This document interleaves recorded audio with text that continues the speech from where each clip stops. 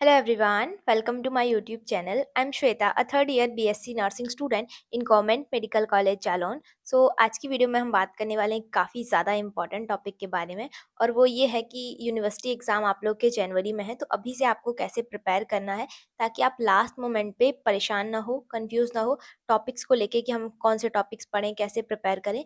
तो उसी के बारे में हम आज की वीडियो में डिटेल में बात करेंगे। इस वीडियो में मैं आपको स्ट्रेटेजी बताऊंगी कि आपको कैसे अभी से प्रिपेयर करना है ताकि आप जब जनवरी आएगी उस टाइम पे आप बिल्कुल कंफ्यूज ना हो और आप अच्छे से पढ़ाई कर सको। और वीडियो के लास्ट में मैं आपको एक बुक भी सजेस्ट करूंगी जो कि आपकी एग्जाम टाइम पे काफ़ी हेल्पफुल रहेगी प्रिपरेशन के लिए, और इससे आप अभी भी काफ़ी अच्छे से पढ़ सकोगे, स्पेशली हिंदी मीडियम स्टूडेंट। तो वो मैं वीडियो के लास्ट में बताऊंगी।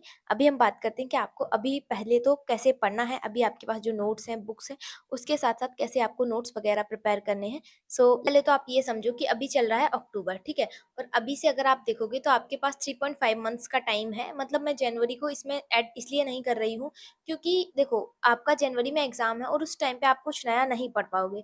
आपका नर्सिंग का सिलेबस बड़ा है, बट अगर आप इसको जैसे रेगुलरली डेली थोड़ा थोड़ा स्टडी करते हो तो आपका लास्ट टाइम तक सिलेबस आराम से कवर भी हो जाएगा और आपके पास रिवाइज करने का टाइम भी बचेगा। अब मान लो अगर आप अभी से नहीं पढ़ोगे, लास्ट टाइम में रट्टा मारने से भी कोई फायदा नहीं होगा, ठीक है। तो क्या करना है, अभी आपको बस ये सोचना है कि आपको जनवरी तक अपना बेस्ट देना है, यही आपका मोटिवेशन रहेगा, ठीक है। अभी हम समझते हैं कि आपको कौन से मंथ में क्या क्या स्टडी करनी है, क्या क्या प्रिपरेशन करनी है उसके बारे में। अभी हम बात करते हैं मंथ वाइज स्ट्रेटेजी की। मंथ वाइज स्ट्रेटेजी आपको कौन से मंथ में क्या कवर करना है, किस मंथ के अकॉर्डिंग आपको पढ़ना है। देखो, टाइम आपके पास ज़्यादा नहीं है, आपको भी पता है 3.5 मंथ्स कोई बहुत ज़्यादा नहीं है आपके यूनिवर्सिटी एग्जाम के लिए। तो अभी आपको एक परफेक्ट स्ट्रेटेजी की ज़रूरत है। तो अभी आपको क्या करना है, जैसे अक्टूबर को आप ऐसा समझो ऐसे आपका कॉन्सेप्ट बिल्डिंग फेज है। इसमें क्या करना है, इसमें आपको चीज़ों को अच्छे से समझना है, एक एक कॉन्सेप्ट क्लियर करो, क्योंकि ये अभी मंथ है जिसमें आपके पास टाइम है, ठीक है। तो यहाँ पे आपको क्या करना है, इसमें आपको अच्छे से जो चीज़ आपको नहीं समझ में आ रही है, टाइम लो बट चीज़ों को यहाँ से क्लियर करते चलो, ताकि वहाँ पे मान लो अभी आप ऐसे रफली उसको पढ़ रहे हो तो लास्ट टाइम में जब आप पढ़ोगे तो आपको वो चीज़ें कहीं ना कहीं कंफ्यूजन क्रिएट करेंगी। तो अभी क्या करो, अभी आपको भले ही एक टॉपिक पढ़ने में टाइम लग रहा है, उसमें टाइम दो, उसको अच्छे से अपने कॉन्सेप्ट को बिल्ड करो ताकि लास्ट में आपको प्रॉब्लम ना हो। और इस टाइम में आप जैसे अभी अक्टूबर चल रहा है तो अभी अपने शॉर्ट शॉर्ट नोट्स बनाना स्टार्ट करो, ठीक है।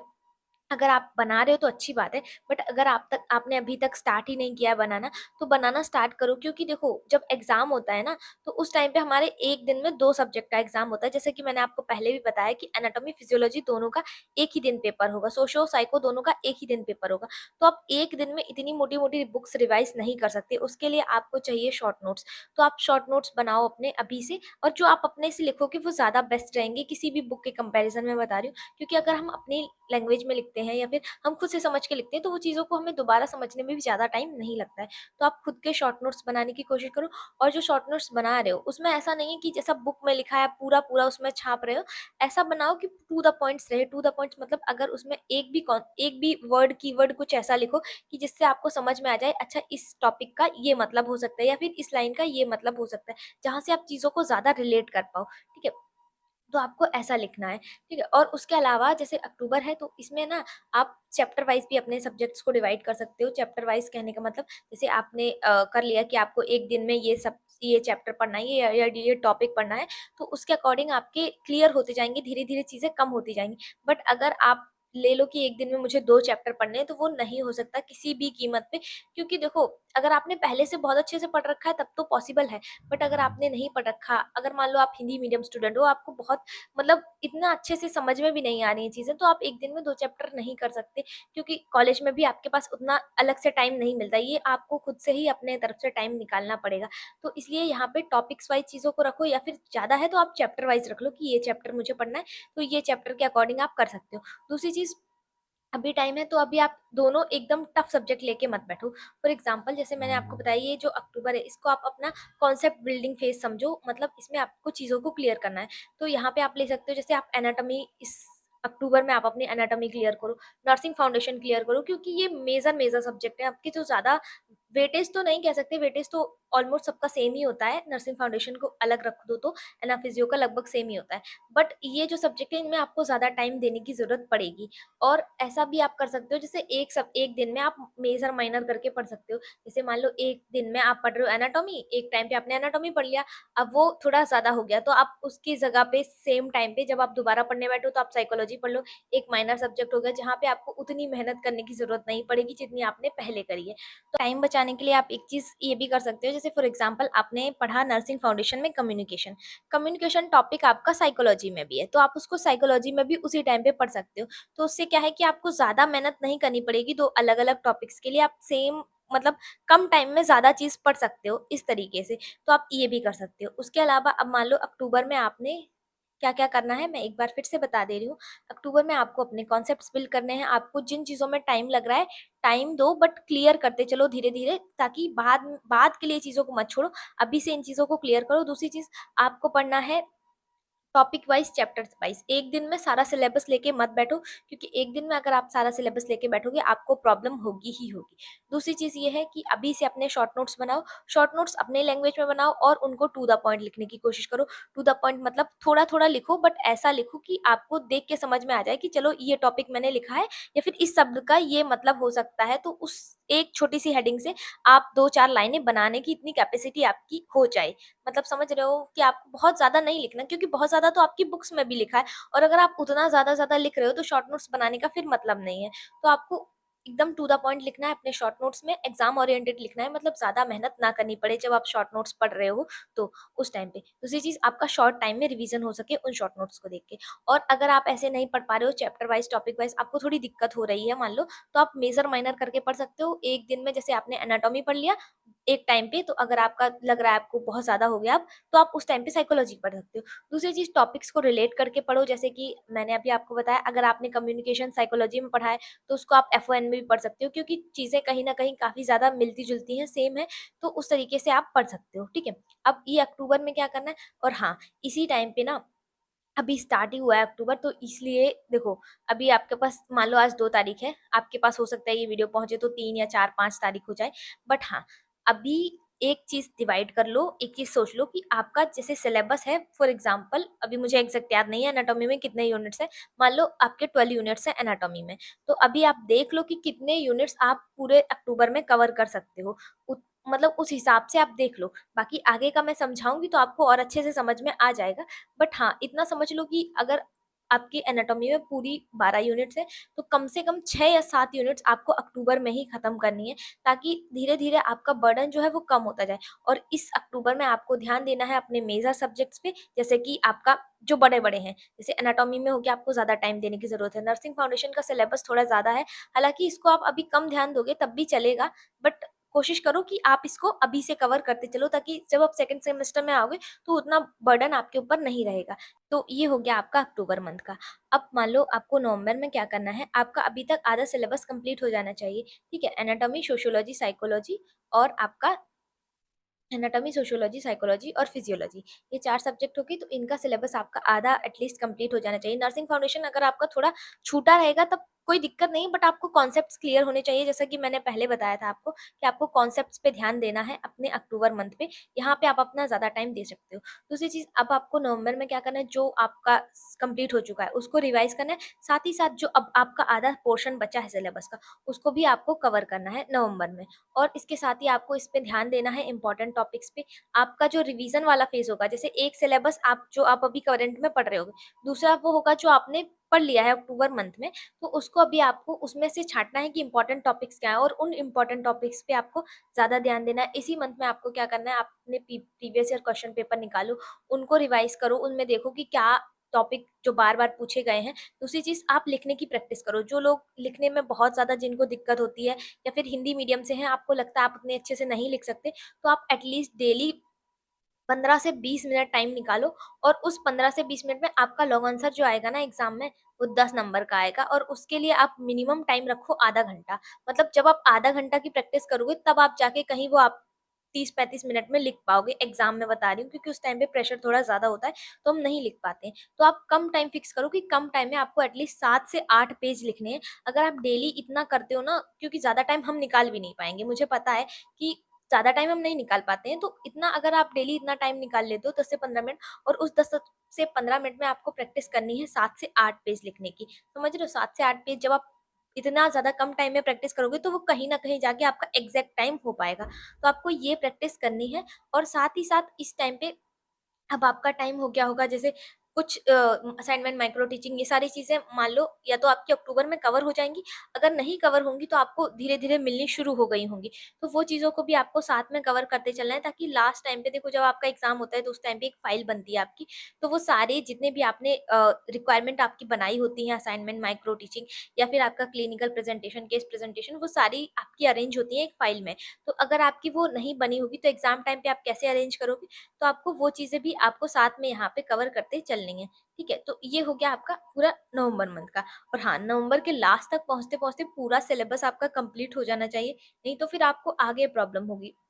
और चीज़ें अभी से जो पढ़ रहे हो, ऐसा नहीं है कि उसको हवा में पढ़ रहे हो, मैं फिर से बोल रही हूँ, अभी से क्लियर करते चलो, क्योंकि लास्ट टाइम में आपके पास टाइम नहीं बचेगा कि आप उन चीज़ों को दोबारा से समझ के फिर अलग से नोट्स बनाओ। लास्ट में ऐसा लगता है जब एग्ज़ाम टाइम आता है हमारा कि बस रिवाइज़ हो जाए, वही बड़ी बात है, क्योंकि सिलेबस छोटा नहीं है, नर्सिंग का सिलेबस काफ़ी बड़ा है, ठीक है? तो ये करना है आपको नवंबर में। और हाँ, सबसे इम्पोर्टेंट चीज़ जो मैं इसमें मेंशन करना भूल गई, आपकी दिवाली की छुट्टी। देखो, दिवाली की छुट्टी कम से कम 10 दिन की होती है, और इस टाइम पे अगर मान लो बहुत सारे बच्चे क्या करते हैं कि छुट्टी मना रहे हैं या फिर घर चले गए हैं तो पढ़ाई नहीं करते हैं, बट अगर आप इस टाइम को यूटिलाइज करोगे तो ये आपके बहुत काम आएगा।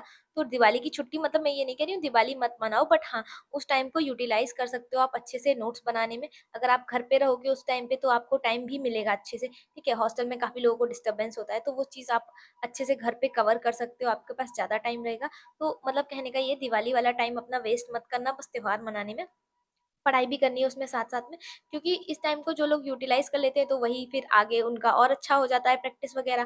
बाकी जो लोग नहीं करते हैं तो वो पीछे हो जाते हैं, फिर उनको लगता है कि ये तो पढ़ता ही नहीं था, मुझसे आगे कैसे हो गया?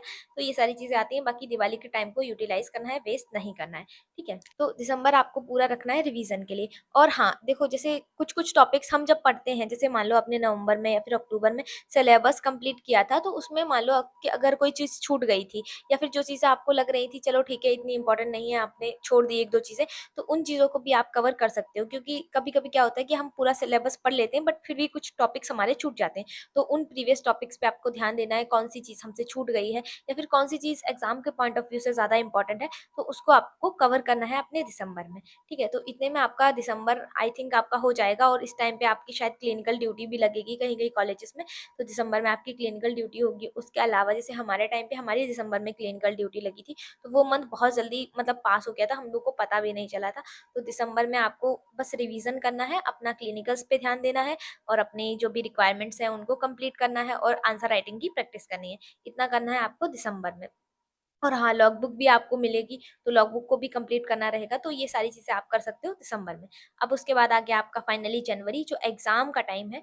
तो इस टाइम में अब देखो, जितना आपने पढ़ लिया अच्छी बात है, एग्ज़ाम टाइम पे आपको कुछ भी नया नहीं पढ़ना है। नया अगर आपको बहुत नया मन पढ़ मतलब कर रहा है मन पढ़ने का, तो आप दिसंबर में पढ़ लो, क्योंकि जनवरी में आप अगर कोई मतलब स्टार्टिंग में अगर आप पढ़ रहे हो तब तो ठीक है, बट एग्ज़ाम टाइम पे अगर आप कोई नई चीज़ पढ़ोगे, तो उससे आप कन्फ्यूज़ होगे। तो एग्ज़ाम टाइम पे आपको कोई भी नई चीज़ नहीं पढ़नी है, सिर्फ़ वही चीज़ें पढ़नी है जो आपने नोट्स बनाए थे, जो आपने पहले पढ़ रखा है, वही चीज़ें आपको पढ़नी है जनवरी में।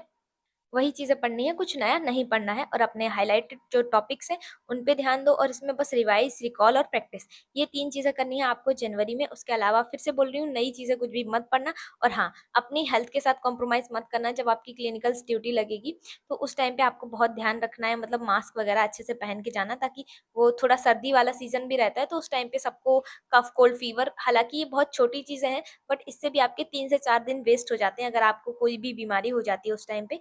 तो इसलिए अपना हेल्थ का भी ध्यान रखना है साथ ही साथ में। इतना करना है आपको, उसके बाद फिर जनवरी में आपका एग्ज़ाम है, तो आराम से एग्ज़ाम दो।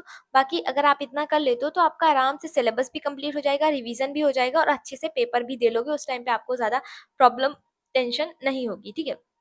तो आपको दिन में 4 से 5 घंटे की स्टडी करनी है, और जो लोग 4 से 5 घंटे इनिशियली नहीं कर पा रहे हैं, तो आप स्टार्टिंग करो 1, 2, ढाई घंटे, 3 घंटे, इस तरीके से अपने जो स्टडी आवर है वो बढ़ाओ, एकदम से बढ़ाओगे तो आपको हो सकता है कि प्रॉब्लम हो स्टार्टिंग में।